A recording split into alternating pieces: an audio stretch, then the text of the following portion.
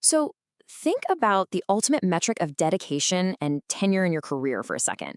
When we look at leadership, we usually measure success in quarters, right? Maybe a few years if we're looking at a strategic plan, but the number on your screen right now, that kind of changes the perspective entirely. 57. That is the number of years Suresh Chamong has dedicated to the Darjeeling Himalayan Railway. He's 79 years old and he is still working, still guiding this incredibly complex system through literally some of the most breathtaking and challenging mountain landscapes in the world. As an executive, if you really want to understand what true, lasting operational mastery looks like, you don't necessarily need to look at a Fortune 500 CEO. Nope. You need to look at this 79-year-old conductor. Okay, let's dive into this explainer. The Mastery of the Steam Engine, a leadership case study. We're going to look at this not just as a fascinating story, but really as a masterclass in operational excellence, organizational health, and lasting impact. We're going to unpack Suresh's daily reality and use it as a mirror for your own leadership style, because at its core, guiding a century-old steam engine through the Himalayas is honestly not that different from steering a complex organization through today's volatile markets. It requires preparation, deep empathy for the system you're operating, and a really clear understanding of your impact on the wider ecosystem. Part 1. The 57-Year Master. Picture this: high, misty hills, sprawling tea gardens, and the biting cold of the mountain air. This is definitely not a sterile boardroom. It's a highly dynamic, totally unpredictable environment. And right in the center of it is this century-old steam engine. For over half a century, Suresh has been its guiding force. Now, operational readiness doesn't begin when the market opens, and for Suresh, it absolutely doesn't begin when the passengers board. It begins at 4 a.m. Long before dawn, while the engine rests silently in the darkness, the prep work starts. Step 1, load the coal. Step 2, fill the water tanks. Step 3, light the firebox. He and his firemen work in perfect tandem to systematically bring this entire system online. You can just picture it, right? The firebox starts to glow this deep, intense orange, and slowly, clouds of white steam rise into that freezing mountain air. The engine physically awakens simply because of this meticulous, really unglamorous early morning work. For us as leaders, this is the foundational prep work. It's the quiet strategy sessions, the aligning of resources, well before the rest of the company even wakes up. Moving on to Part 2, Speaking the Machine's Language.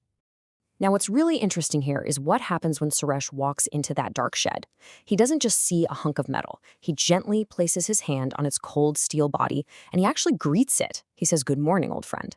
I mean, yes, this is a machine, a tool for transport, but he approaches it with this profound respect, acknowledging its history and his partnership with it. There's a fundamental shift in philosophy happening right here.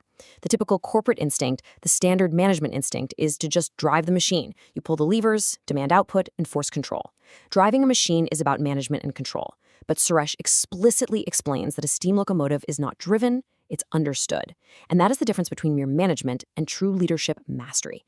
When you're just driving, you're just forcing your will onto a system. But when you're understanding it, you're working in harmony with its capabilities, its limits, and its unique quirks. You aren't just controlling your team, you are leading them by actually understanding how they operate.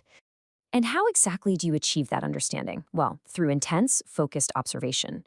For Suresh, every sound tells a story and every vibration has meaning. He isn't just looking at the obvious metrics on the dashboard. He's adjusting valves, checking pressure gauges, meticulously oiling the moving parts, and above all, actively listening to the rhythmic heartbeat of the complex system. Think about this in a corporate setting. These are your leading indicators. Are you just looking at the quarterly earnings? Or are you actually feeling the vibrations of your company culture? Are you hearing those subtle stories told by employee turnover, cross-departmental friction, or even just the tone of internal communications? Suresh says something incredibly powerful about his engine. He says, "It speaks. You only have to learn its language." Honestly, this should challenge every single executive watching this explainer. Does your organization speak to you? Well, of course it does. But have you bothered to learn its language? Or are you expecting the organization to only speak the language of your spreadsheets? Taking the pulse of your corporate culture, performing that preventative maintenance on your teams, it requires you to learn a language that isn't always explicitly written down in a memo. It requires intuition, patience, and a genuine willingness to listen before you command. So, how do we define mastery in this context? Mastery is the empathetic understanding of a complex system, rather than mere technical control over it. It's about realizing that true leadership involves diagnosing organizational health by listening to those subtle vibrations we just talked about. It's moving past that illusion that just because you hold the steering wheel, you automatically command the road. You absolutely must have empathy for the mechanics of the system you're trusted to lead. Which brings us to Part 3, the ecosystem of impact. As the first sunlight finally hits the mountains, the train leaves the station.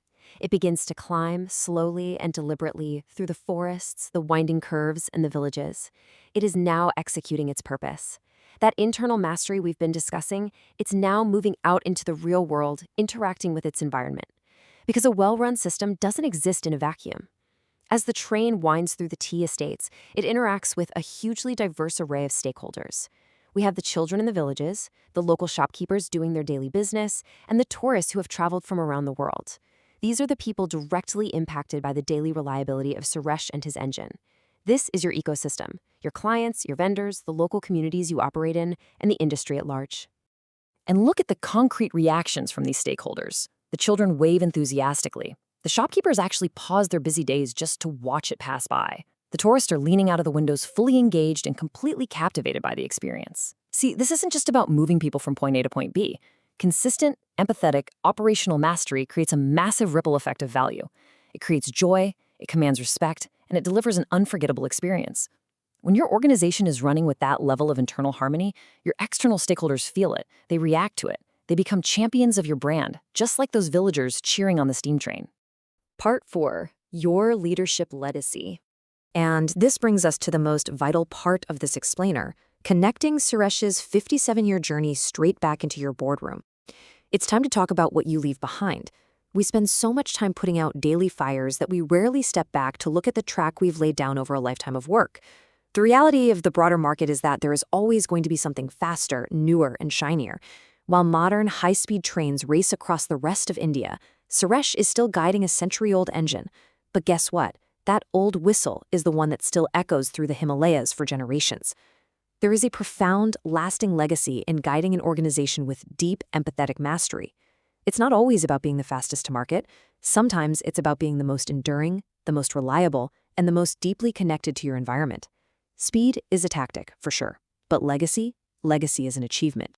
So I want to leave you with a final thought to take into your next executive meeting, your next one-on-one, or your next operational review. Think of Suresh.